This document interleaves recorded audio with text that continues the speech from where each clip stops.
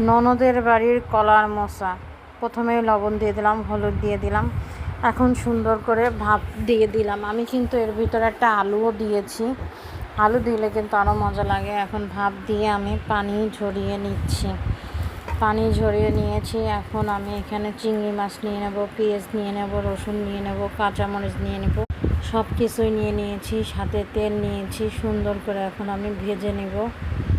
দেখো ভেজে নিয়েছি। এই পর্যায়ে আমি একটু আদা দিয়ে দিলাম হাফ চামচ, রসুন তো কুচিয়ে দিয়েছি, গুঁড়ো মরিচ দিয়েছি, জিরের গুঁড়া, ধনের গুঁড়া, হলুদ দিয়ে দিব।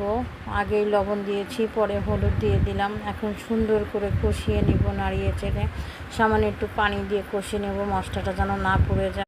সুন্দর করে কিন্তু আমি মশলাটা কষিয়ে নিয়েছি। মশলা যত কষাবা যে কোনো রান্নায় মজা হবে, আমি সবসময় বলে থাকি তোমাদের।